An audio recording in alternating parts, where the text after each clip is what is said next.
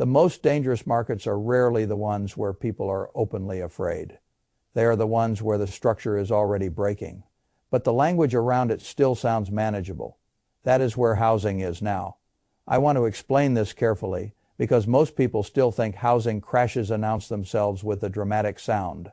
A giant bank failure, a national panic, a sudden collapse in prices across every neighborhood in the country. That is not how real estate usually breaks.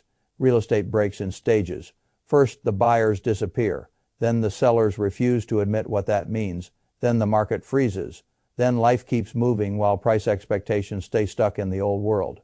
Then, slowly at first and then all at once, the people who thought they could wait discover they cannot. That is when a frozen market becomes a forced market. That is when phase 2 begins. And I believe that is where we are. I have spent a lifetime around cycles, leverage, incentives, and human behavior. People imagine that market turning points are primarily mathematical. They are not. They are psychological long before they become obvious in the prices. The psychology of a housing market changes in a very predictable order. At the top, people become casual. They talk about homes as if they are guaranteed wealth machines. They stop asking whether the monthly payment is sensible. They stop asking whether the buyer can carry the cost. If something changes, they stop asking whether the price is connected to income, cash flow, or reality. Then a shift begins. The monthly payment becomes heavier. The buyer pool shrinks. The market gets quieter, and the quiet is misread as temporary. That is where people get into trouble. Because housing, unlike a stock quote on a screen, can stay frozen for a long time before it finally tells the truth. That freeze has a way of fooling people. A seller sees that fewer buyers are showing up, but he also sees that inventory is still not flooding the street all at once. So he tells himself the market is simply pausing. A homeowner with a low mortgage rate tells himself he can wait it out. An agent tells clients that all markets are local and that demand always comes back. A builder offers a few incentives and hopes the machine restarts. The central bank cuts rates and people assume affordability will improve enough to bring the buyers running back. Then months pass, then more months. Then the data keeps saying the same thing. Demand is not weak for a season. Demand is structurally broken. That is the real problem. I want to begin with demand because demand is what sets the tone for everything else. If demand is strong, the market can absorb a great many sins. Bad affordability can be disguised for a while. Overpricing can survive. Speculative sellers can look rational. Builders can keep building. Lenders can keep pretending. Owners can keep imagining that time is on their side. But once demand collapses and stays collapsed, the whole system starts living on borrowed patience. And patience is not a permanent funding source. The first thing that strikes me when I look at the current housing market is just how deep the buyer retreat has become. This is not an ordinary wobble. This is not a short-lived hesitation because of one election cycle, one scary headline, or one quarter of bad sentiment. We are now looking at buyer demand that has been ground down for years. That matters enormously. In prior downturns, the drop in demand could be violent, yes, but the market often found a way to adjust faster. This time the damage has a different character. It is a long grind that makes it more dangerous in some ways, not less. People handle a fast crisis with urgency. They treat a slow crisis with denial. And denial is expensive. A market where buyers vanish for 4 years is not a healthy market waiting for better weather. It is a market with a structural mismatch between price and purchasing power. That is the phrase I care about most, structural mismatch. Because once you use that phrase, a lot of the lazy commentary falls apart. People keep saying mortgage rates are the problem, rates matter. Of course they matter, but rates are not the whole problem now. The deeper problem is that the typical American household cannot afford the typical American home at current prices, even after the central bank has already tried to ease conditions. That is what makes this period so important. The usual rescue tool has already been used, and the buyers still did not come back in meaningful numbers. That should tell you something. It tells you the disease is deeper than the medicine people assumed would cure it. If a home costs so much relative to income that the monthly burden still overwhelms the median family, then cutting rates a bit does not solve the problem.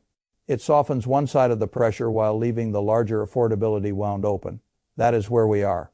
Home prices remain high relative to income. Taxes are higher. Insurance is higher. Maintenance is higher. And the monthly all-in cost of ownership is still living in a neighborhood that excludes too many normal families. That is why first-time buyers have effectively been exiled from large parts of the market. When the first-time buyer disappears, something fundamental changes. The housing ladder stops working properly. The entry point matters more than people think. If young households cannot enter, then the whole move-up chain weakens. The seller of the starter home struggles. The seller above him struggles. The transaction machine begins losing rhythm. And once the machine loses rhythm long enough, the public starts calling the problem a lock. In effect, that is part of it, but not the deepest part, the lock. In effect is really just a description of the behavior. The cause underneath it is harsher. People do not want to move because the cost of replacing their current housing arrangement has become absurd. That is not a sign of market health. That is a sign that the market has become too distorted to function normally.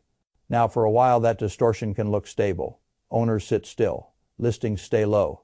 Transaction volume falls. Prices do not immediately collapse because supply is not yet being forced into the open. That was phase one, the freeze. And I want to be very precise about that because a lot of people saw the freeze and misunderstood it as resilience. It was not resilience, it was delayed recognition. A true healthy market does not need people to remain frozen in place in order to preserve prices. A healthy market clears. It allows buyers and sellers to meet on reasonable terms. It allows families to move without being financially punished for the decision. It allows inventory to circulate. The recent market did not do that, it froze. A frozen market is not a solved market. It is a market that has postponed the argument. And postponed arguments in finance almost always return later with accumulated interest. That is what phase two is. Phase two is what happens when life starts forcing the frozen side to move.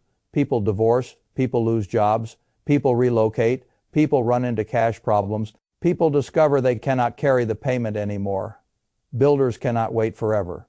Investors facing weak rents or rising expenses cannot wait forever. Owners who bought near the peak and have almost no equity cannot wait forever. The market stops being a standoff and starts becoming a test of who has to act first. That is when supply begins appearing not because owners want a better opportunity, but because they no longer have the luxury of waiting. That is a very different market. Once you understand that distinction, the rest of the picture becomes much clearer. The rise in underwater borrowers matters because it tells you the freeze is not merely an emotional phenomenon anymore. It is becoming a balance sheet phenomenon. When a homeowner is underwater, or nearly underwater, the options narrow. He cannot easily sell and walk away clean. He cannot refinance into relief if the economics do not work. He cannot absorb a modest decline with indifference. And if he happens to be a recent buyer who put very little down, then a fairly small additional drop in value can turn discomfort into entrapment. That is how the next layer of distress builds. The public often makes a foolish comparison here. It looks at current negative equity levels and says they are still below 2008, so everything must be manageable.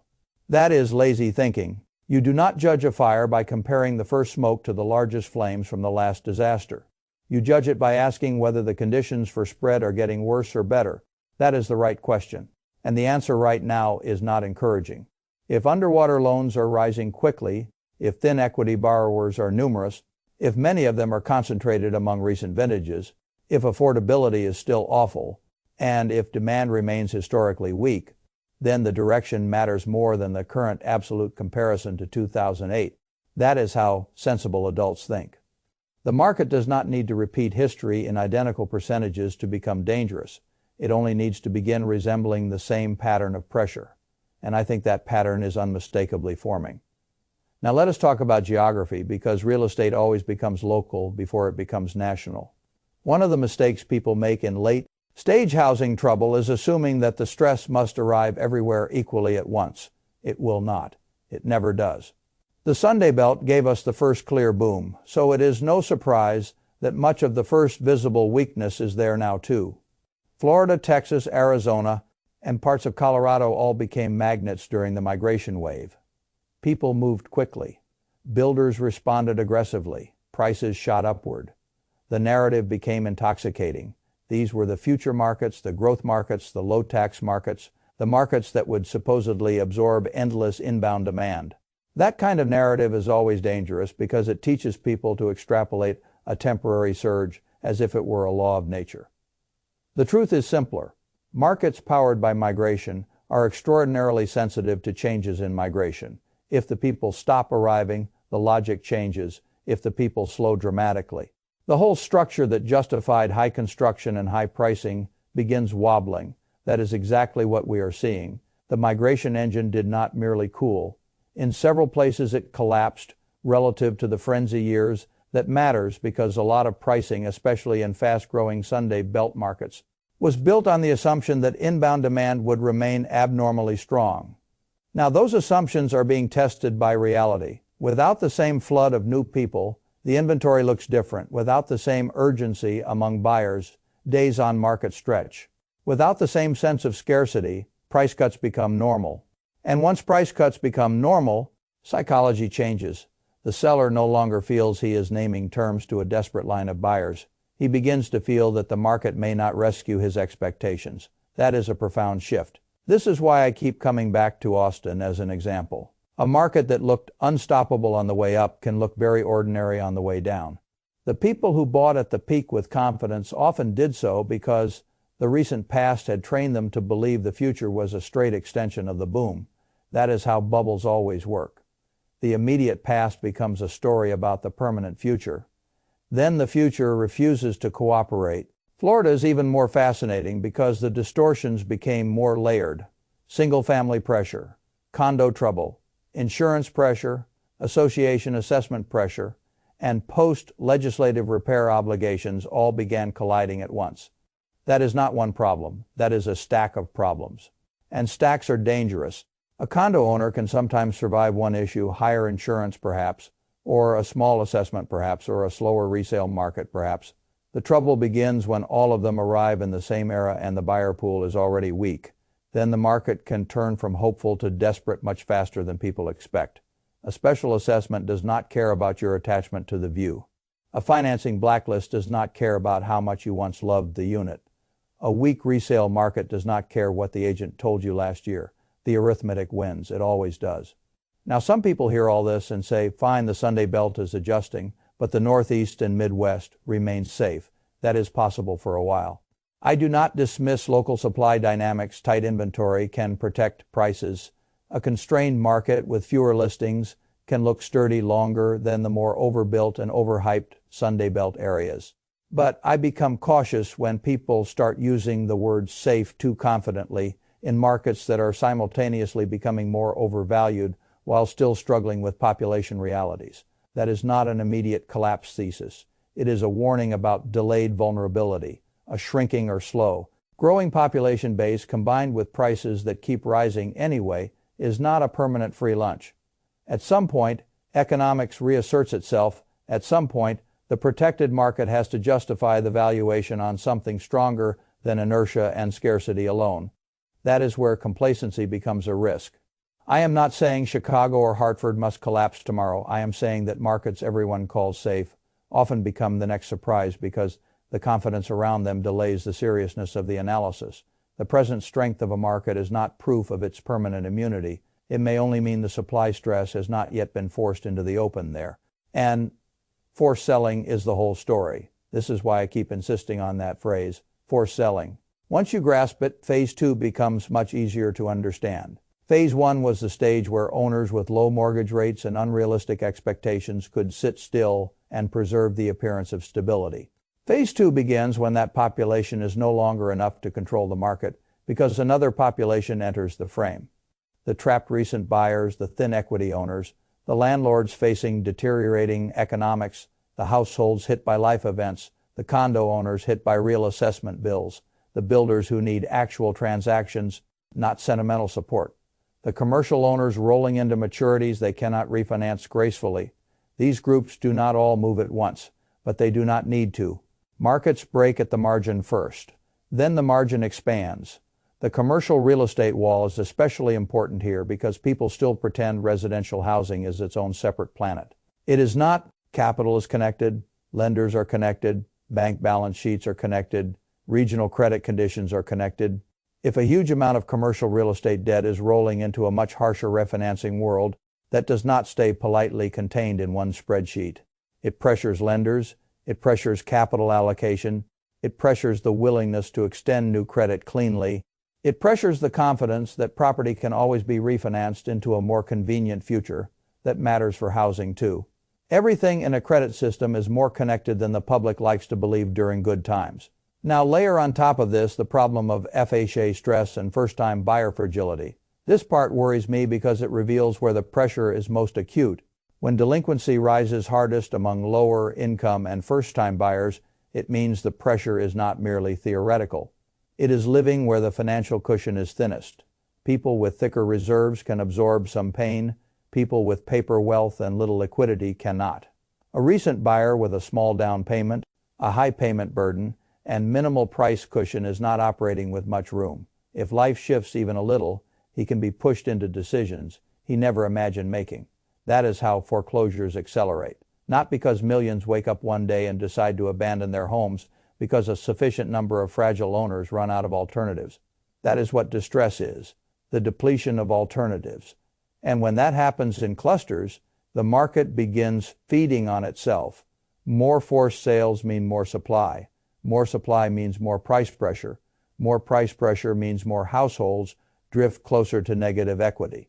More negative equity means more distress at the next life shock. This is not dramatic theory.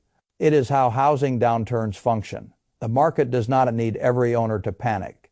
It only needs enough owners to become forced participants. That is the crucial difference. Housing optimists keep imagining that all owners are alike because many owners still have low rates and high locked-in equity from older vintages. That is not how markets work.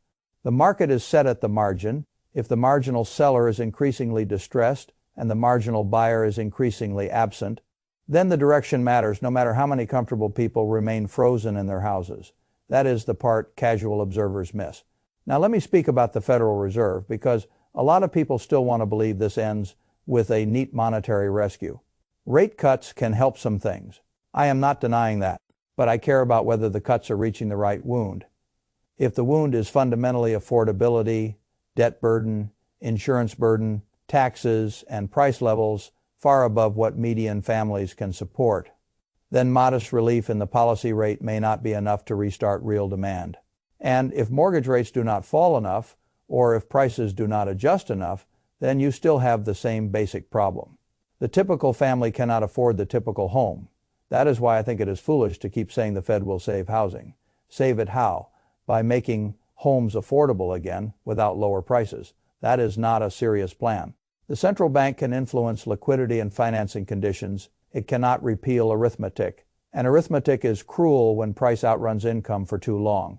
The market can pretend otherwise during a mania. It cannot live there forever. This is why I think the people still waiting for a clean rescue are misunderstanding the stage of the cycle. We have already moved beyond the stage where policy easing alone can revive healthy demand quickly. That does not mean no market will recover. It means the healing mechanism is now more likely to involve price adjustment, distress, time, or some combination of the three. That is a very different kind of process, and it is one many owners are psychologically unprepared to accept. That brings me to the most practical part of all this. If you are a seller in a market already showing visible weakness, your enemy is not panic. Your enemy is vanity. The market does not care what your neighbor got in 2022. It does not care what the Zestimate told you 6 months ago. It does not care what your renovation cost. If you need to sell, then price is not a statement of your self-worth. It is a tool to get the job done. The people who understand that sooner preserve more capital than the people who hold out for an emotional number. I have seen this across every downturn. The first realistic sellers often look too aggressive to their neighbors. Then 6 months later they look rational, then a year later they look wise. The difference is that they accepted the new market before the market humiliated them into acceptance. That is a valuable trait. The same principle applies to buyers, but in reverse. A patient buyer in a weakening market has a rare advantage. Time may finally be on his side instead of against him. But patience must be paired with selectivity. A falling market does not turn every house into a bargain. Some assets are still overpriced even after a first cut. Some neighborhoods have further to go. Some structures carry hidden risk that does not appear in the list price. If I were buying now, I would want to know the exact local supply picture, the price trend, the insurance trend, the tax burden, the association risk, if any, the migration direction, and the real monthly carrying cost after everything is included. I would not let a lower rate or a seller incentive trick me into buying a bad structure in a bad market simply because the tone got softer. The point of patience is not just to wait, it is to wait intelligently. And if you are an investor looking at housing from a distance, I would urge you to stop thinking in national slogans. The national market matters, but local economics still rule the actual decision. This is not one big market. It is a collection of local supply. Demand systems tied together by broader credit, demographic, and policy currents. The national picture can tell you what stage the country is in. It cannot tell you whether one suburb, one condo segment, one exurban sprawl belt, or one old city neighborhood is attractive without further work. That is why broad fear can create opportunity if you know where not to buy, and broad optimism can create destruction if you assume all local markets deserve the same trust. This is one reason I like numbers, but distrust slogans. Slogans make people lazy. The discipline is in the details. Now, I want to say something about time because people keep underestimating it. Housing markets can take a long time to resolve because real estate is emotionally sticky. Stocks can reprice in days. Homes can take years to complete the same emotional journey. That is why I do not think this ends neatly in one season. A market that spent years inflating on cheap money, migration fantasies, and distorted affordability can also spend years deflating through frozen volume, reluctant sellers, staggered distress, and regional divergences. That is exactly why this is more dangerous than many people think. It is not dangerous because it must collapse tomorrow. It is dangerous because the drawn-out nature of the adjustment can drain capital, confidence, and mobility over a much longer stretch than people are prepared for. The long grind is what wears people down. It causes bad decisions. It creates fatigue. It turns one compromise into another until the seller who swore he would never cut is quietly taking a number he once would have mocked. That is how markets break in real life. Not as a clean movie scene, as a long erosion of resistance. That is what makes Phase 2 so important. It is not merely more of Phase 1. It is a different creature. Phase 1 was a market trying to deny the problem. Phase 2 is the market beginning to realize denial has a carrying cost. And once denial itself becomes expensive, truth moves faster. I do not know the exact month when the pressure will climax in any given city. I do not need to know that to say what seems obvious. Buyer demand remains exceptionally weak. Affordability remains broken. Underwater and thin, equity borrowers are rising. Foreclosures and delinquencies are pressing hardest where the cushion is smallest. Migration has cooled sharply in places that built and priced as though the boom would never end. Commercial debt maturities are creating background stress in the same financial ecosystem. And the normal policy rescue has already shown much less power than people expected. That is not a healthy combination. That is a market entering a more dangerous stage. So I would think about housing the way I think about all major cycles. Do not ask the market to flatter your hopes. Ask what the structure demands. Do not confuse a frozen market with a solved market. Do not confuse low listings with healthy demand. Do not confuse rate cuts with affordability restoration. Do not confuse local strength with permanent immunity. And most of all, do not confuse patience with the ability to wait forever. No one can wait forever. Eventually life votes, eventually debt votes, eventually cash flow votes, eventually the market clears. The only real question is whether you recognize the stage before the price forced you to. That is the difference between acting with discipline and reacting with regret. If I were selling in a weak market, I would become more realistic faster than my pride would prefer. If I were buying in a weak market, I would become more patient and more selective than my fear would prefer. And if I were simply observing the national picture, I would stop pretending that a 4-year demand collapse followed by a rising wave of forced selling is ordinary. It is not ordinary. It is a major transition. That is why I call it Phase 2. Not because labels are dramatic, because the market has truly changed character. Once you see that clearly, the rest becomes much easier to understand. And when you understand the character of a market, you make better decisions than the people still arguing with the old version of reality. That is how wealth is protected in difficult periods, not by guessing every headline, by recognizing when the structure itself has changed and refusing to let nostalgia write the next move for you. That is what I would do. That is what I think any serious adult should do now. because housing does not care about your preferred story.